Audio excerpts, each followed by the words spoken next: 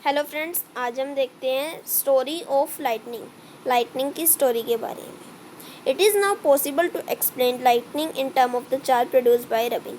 देखो, अब ये आसान है कि हम लाइटनिंग को एक्सप्लेन कर सकें चार्जेस के टर्म में जो कि रबिंग के कारण प्रोड्यूस हुए। आपने क्लास 7 में पढ़ा है कि जब थंडर स्टॉर्म की डेवलपमेंट होती है, जो एयर करंट है वो ऊपर की तरफ मूव करता है, जबकि जो वाटर ड्रॉपलेट्स हैं वो नीचे की तरफ मूव करती हैं।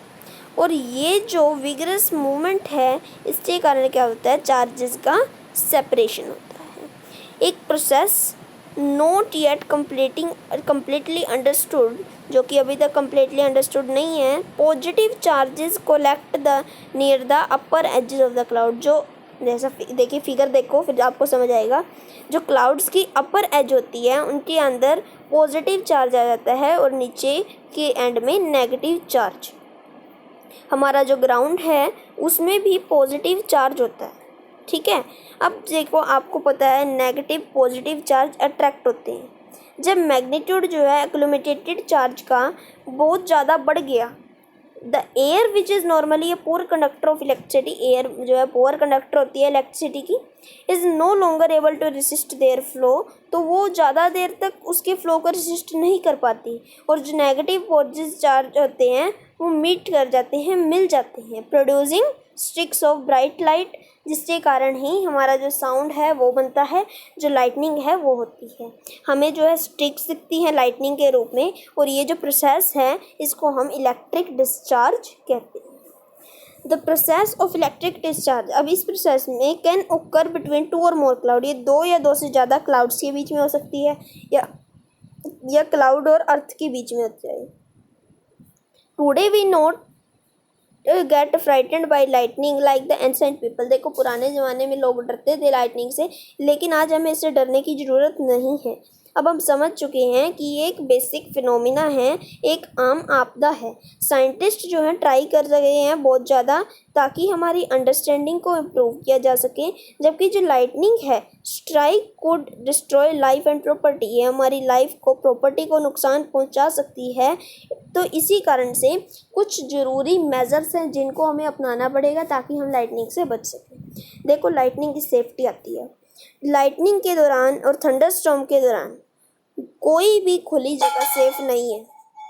Hearing thunder is an alert to rush और वह सेफर प्लेस है। अब देखो, हियरिंग थंडर जो मतलब थंडर सुनना एक अलर्ट है टू कि हम एक सेफ प्लेस पर जाएं। After hearing the last thunder सुनने के बाद कुछ टाइम वेट कीजिए ताकि आप सेफ जगह पर जा सकें। फाइंडिंग अ सेफ प्लेस, अब एक सेफ प्लेस ढूंढना। एक हाउस या बिल्डिंग जो है सेफ प्लेस है। अगर आप कार से ट्रैवल कर रहे हैं, बस से ट्रैवल कर रहे हैं, तो आप अंदर सेफ हैं with Windows and doors of the vehicle shut. अब कार और बस के अंदर कैसे सेफ हैं, आपको उसके दरवाजे और खिड़कियां बंद कर लेनी चाहिए। अब आता है हमारा dos and don'ts during a thunderstorm, की जब थंडरस्टॉर्म आता है तो हमें क्या करना है और क्या नहीं करना है। पहले बात कर लेते हैं आउटसाइड की। अगर हम बाहर हैं, जैसे ओपन व्हीकल हो गया, मोटर बाइक हो गया, ट्रैक्टर हो गया, कंस्ट्रक्टिंग मशीनरी, ओपन कार, ये सेफ नहीं है। Open field, tall tree, shelter in park, elevated place, ये भी प्रोटेक्ट नहीं कर सकती हमें लाइटनिंग स्ट्रोक से। अम्ब्रेला कैरी करना भी एक अच्छा आइडिया नहीं है थंडरस्टॉर्म के दौरान। अगर एक फॉरेस्ट है, take shelter under shorter, if in a forest take shelter under shorter trees. अगर आप जंगल में हैं तो छोटे पेड़ों के नीचे आप बैठ सकते हैं, लेकिन बड़े पेड़ों के नीचे नहीं बैठना। If no shelter is available, अगर कोई भी ऐसी जगह नहीं है और आप ओपन फील्ड में हैं, stay far away from all trees, तो आपने सभी पेड़ों से दूर रहना है, पोल्स से दूर रहना है, ठीक है, या फिर अदर मेटल ऑब्जेक्ट से दूर रहना है। ग्राउंड में नहीं रहना, instead squat low on the ground. आपने जैसे आपको नीचे दिखाया ना, जैसे आदमी बैठा ऐसे बैठ जाना है। अपनी हैंड्स को कनीज के ऊपर रखना है, हेड बीच में रखना है हैंड्स के, और ये जो पोजीशन है वो टारगेट जो है स्ट्रक का उसे बहुत कम कर देगी। अब बात आती है हाउस के अंदर हमने क्या करना है या नहीं करना।